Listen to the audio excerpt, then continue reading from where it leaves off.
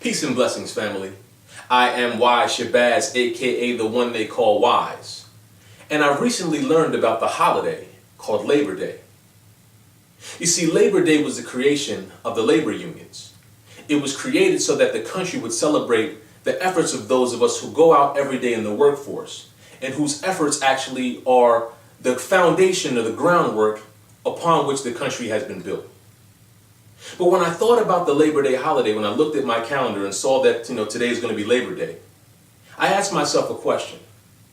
I said, if Labor Day is a holiday that celebrates the efforts of the employed, how many people do I know who actually have a job that they would feel like celebrating? To most people, Labor Day is just another day off. It's actually a break to get away from the minutia of a job that they can't stand. So what I figured I'd do today is offer you a little bit of wisdom as it relates to you and how you can have a better attitude about your job.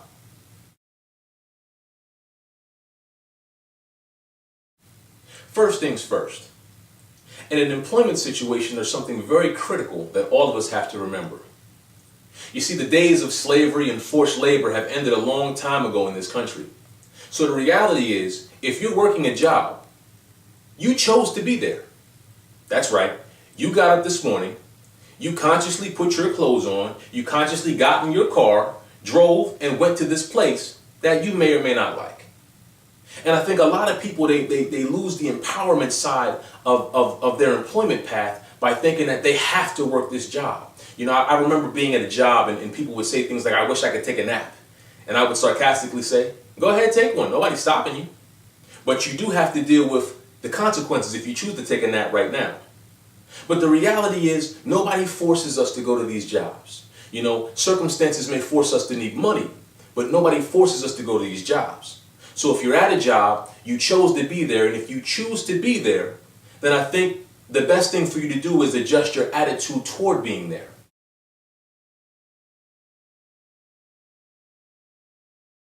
There are primarily two reasons why people take jobs.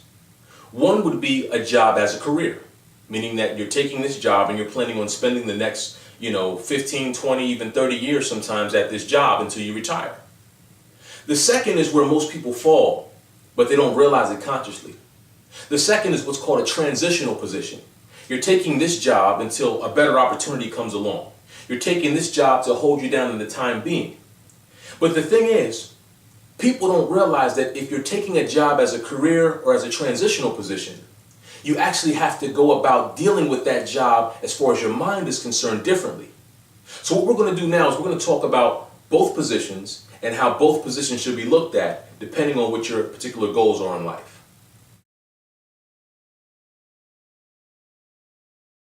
The first thing we're going to discuss here is taking a job as a career. Now, when you take a job as a career path, your primary objective should be to be the very best employee that you could possibly be. In today's economy, with all the layoffs and companies shutting down, things of that nature, employees have become more of a liability to a company than an asset. So companies are working very, very hard to just keep the bare minimum number of employees in order to keep the company running. So if you're looking to make a career out of the job position that you're in, you have to make yourself inexpendable to the company. You want the company to look at you and say, you know what, regardless of what's going on, we can't get rid of this person. So we spoke about in the career path that when you're working a job for a career, your objective is to be the best employee that you can possibly be. The difference is when you're working a job for a transition, your objective now is to do the best job that you could possibly do. It's not about being the best employee because you're not looking to advance in the company, but you have to do the best job you can possibly do so that you can secure this job for as long as you need it before you move on to the next step or level in your life. One of the things that's very important about a transitional job is that you have to have a plan before you take the job. If the job's a transition, what are you trying to transition into? If you don't know this, and I have to be very, very careful when I say this because a lot of people need to understand this. If you don't know what you're transitioning to, if you don't have a goal, you will get caught in a dead-end job for the next 5 to 10 years because you didn't think about why you were going in before you went in. There's an old thing that investors say. Investors say, don't go into an investment until you know your exit strategy first. I'm saying this: never take a transitional job until you know how long you're going to be there. If you have a specific goal that you want to reach, let's say your goal is to go back to school, and you say, I need, $10,000 to get back in school, then you should be able to calculate based upon how much your paycheck's going to be every week, every 2 weeks, etc., to how long it'll take you to get the necessary $10,000 to go back to school. That way you can say, okay, I'm going to be at this job for the next 6 months, the next year. This is why this is important. When you're working a transitional job, it's not a labor of love. It is a labor for a specific purpose, a labor for money. And those jobs can be very difficult in a lot of cases to deal with. It's difficult because people get caught in transitional positions and don't see a light at the end of the tunnel. They're working a job that they know inside their mind that I don't want to work this job forever. But yet because they don't have an active plan, they don't know when they're going to be able to leave that job. So make sure you know your plan before you go into a transitional position.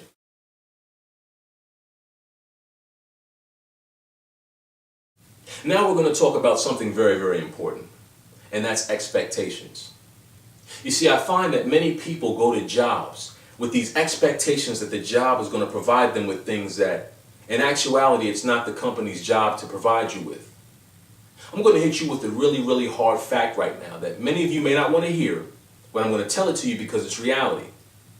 You only should expect one thing from your job. That's it. One thing. Your job's responsibility towards you is to make sure you get paid for the job that you do. Expect a check. That's it. Don't expect your job to pat you on the back for a job well done. Don't expect your job to make you feel good and appreciated and to make you feel good for coming in every day. Don't expect your job to give you awards for doing a great project or anything of that nature, because honestly, it's not the job's responsibility.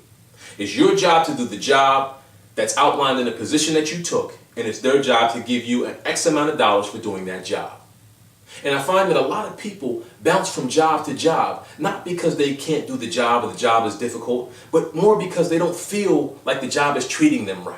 They don't feel like they appreciate the work that they do every day. Well, if they're still paying you, then they appreciate the work you're doing. So think about it from that perspective. Don't expect too much from a job.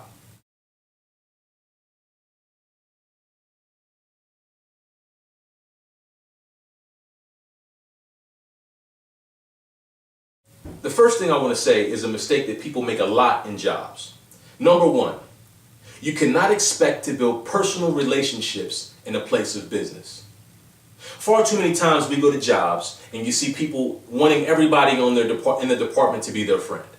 They want the supervisor to be their friend. They want the boss to be their friend, the manager, the person working next to them to be their friend. They're seeking out personal relationships at a job. Now, I'm not saying personal relationships are bad, but when you create a personal situation in a place of business, you always have to be mindful that if that personal relationship goes bad, then the place that you have to spend 8 to 9 hours of your day at becomes hell. But if you understand that these people are just my colleagues, if I do have people at this job that I do have a personal relationship with, we have to understand how to draw the line that when we're at work, and we can deal with the personal stuff on breaks and outside of work. But don't expect to make friends at your job. Don't expect for your job to be a social hour for you. It's good to get along with the people you work with. It makes the job more enjoyable while you're there, but don't expect that to happen. And when you force that to happen, again, I've seen time and time again, it creates far more problems than it's worth. Never engage in or listen to gossip. Gossip is never constructive. When you get caught up in the gossip and rumor mill at the job, it turns the job into a soap opera. This person's talking about this person's doing this about this person. And smart people, when they're being gossiped about, they don't just think who's gossiping about me. But if they find out, if you're telling somebody, hey, girl, such and such said such and such about such and such, that person's going to think, well, what were you doing while you were hearing this? Were you defending me? Were you sitting around laughing like everybody else? What were you doing? The best thing that an intelligent person does at a job is stays away from all forms of gossip. When in Rome, ... Now we've all heard that saying, when in Rome, do as the Romans do. But when I was working in the corporate environment, I used to always say, when in Rome, you have two choices. Either do as the Romans do, or do what you need to do to get your butt out of Rome. So when working at a job, I think it's a good idea to assimilate yourself to the culture of the job and do as they do. If the job makes a change that you particularly don't care for personally, so what? If you're used to doing it this way and they're now telling you to do it that way, do what they said to do because you're in Rome and you really don't have the power to change it. If you do have the power to change it, then exercise that power if it's worth it. But if not, do as the Romans do. Make your job a lot easier. No company wants to see someone setting themselves off as an island. Everybody wants to see, a unified employee front. So when in Rome, do as the Romans do.